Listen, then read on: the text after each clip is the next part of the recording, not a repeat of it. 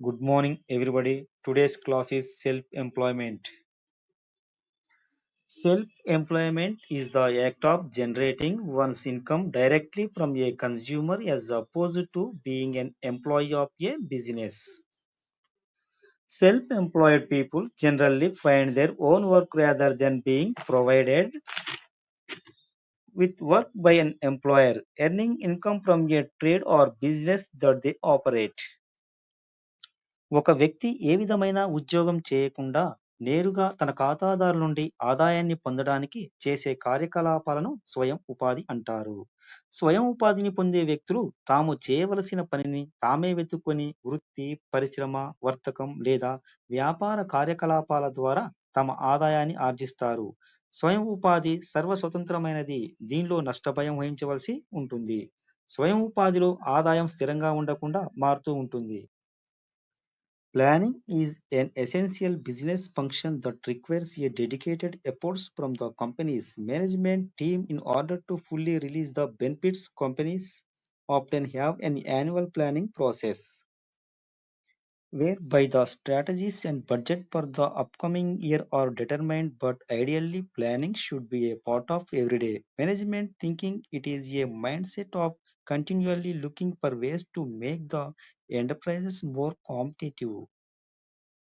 చిన్న తరహా పరిశ్రమ సాధారణంగా స్వయం ఉపాధి ఉద్దేశంతో తక్కువ మూలధనంతో భారీ ప్లాంట్లు, యంత్రాలు లేకుండా సొంత వ్యాపారం, భాగస్వామ్య వ్యాపారం వ్యవస్థల ద్వారా నిర్వహించబడుతూ ఉండే పరిశ్రమను చిన్న తరహా పరిశ్రమ అంటారు. డెఫినేషన్: భారత ప్రభుత్వం ప్లాంట్ యంత్రాలపై ₹1,00,00,000కు మించకుండా పెట్టుబడి పెట్టిన సంస్థలను చిన్న తరహా పరిశ్రమని నిర్వచించింది.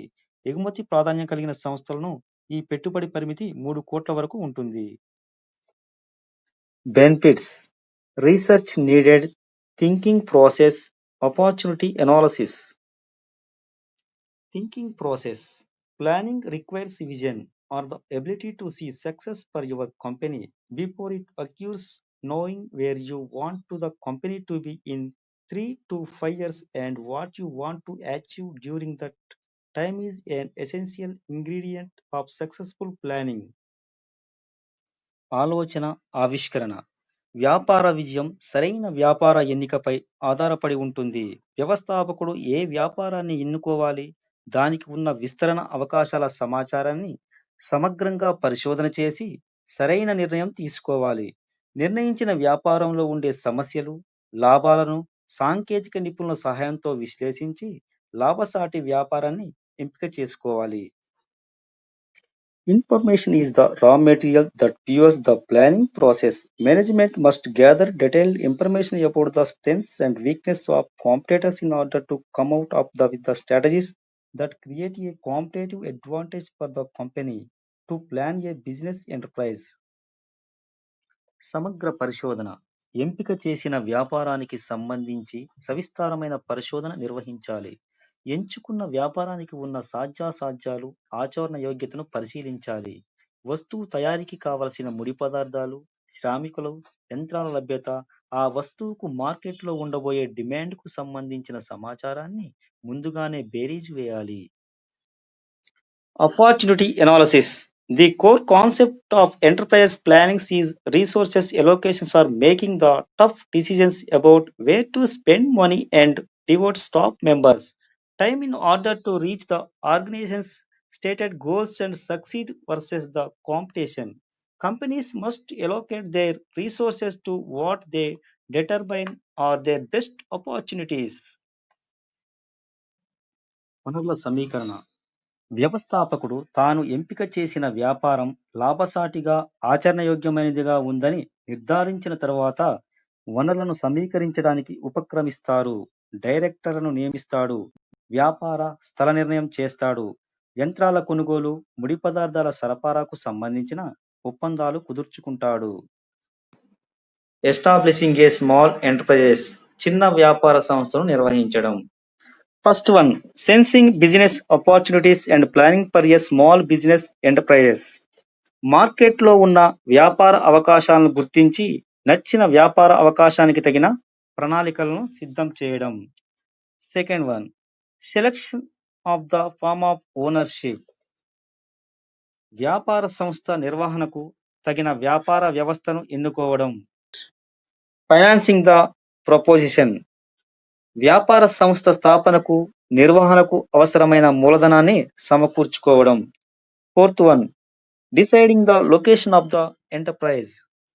వ్యాపార సంస్థకు అనువైన స్థలాన్ని ఎంచుకోవడం. Providing physical facilities.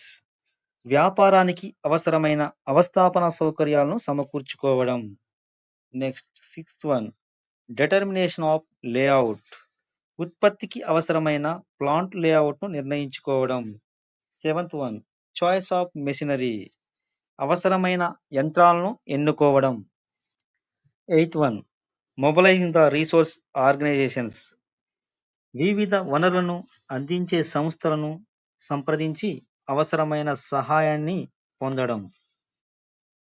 Next ninth one, fulfilling procedural formalities. వ్యాపార సంస్థ స్థాపనకు అవసరమైన చట్టబద్ధమైన లాంఛనాలను పూర్తి చేయడం. Next 10th one, launching the enterprise. వ్యాపారాన్ని ప్రారంభించడం. Selection of the form of organisation. After planning, the entrepreneur has to decide the form of ownership for his business. The form of organization used to determine the authority and responsibility of entrepreneur. Six of the next capital requirements, managerial skills requirements. Limit of liability, tax liability, and legal formalities extra are the important factors affecting the selections of form of organization. Before selecting a suitable form of organization, the entrepreneur should know the pros and cons of each form of the business organization. ప్రతి వ్యాపార సంస్థను నడపడానికి ఒక క్రమబద్ధమైన వ్యవస్థ ఆవశ్యకత ఉంటుంది. ఆ వ్యాపార వ్యవస్థయే వ్యాపార సంస్థ లక్ష్య సాధనకు కావలసిన యాజమాన్యాన్ని, నిర్వహణను ఏర్పాటు చేస్తుంది. మరొక విధంగా చెప్పాలంటే, ప్రధాన లక్ష్యాలను సాధించడానికి ఒక వ్యక్తి లేదా కొంతమంది వ్యక్తులు ఒక చోట పనిచేయడానికి ఉన్న ఏర్పాటునే వ్యాపార సంస్థ అనవచ్చు. నిర్ణయించిన లక్ష్యాలను సాధించడం కోసం ఈ వ్యవస్థలు మూలధన సమీకరిస్తాయి. Private sector enterprises may be classified into the following categories. Number 1, sole proprietorship. Number 2, partnership. Number 3, joint Hindu family business. Number 4, joint stock company. Number 5, cooperative society. Sole proprietorship. Sole proprietorship is the oldest and most common form of business organization. It is owned, managed, and controlled by an individual called sole trader. The sole trader has to arrange capital for the business and he alone responsible for its management. He therefore is sensitive to the profits and bear all losses. In this way, the sole proprietor is all the helm of affairs. Sole proprietorship is the oldest and most common form of business organization. It is owned, managed, and controlled by an individual called sole trader. The sole trader has to arrange capital for the business and he alone responsible for its management. Next, the profits and bear all losses.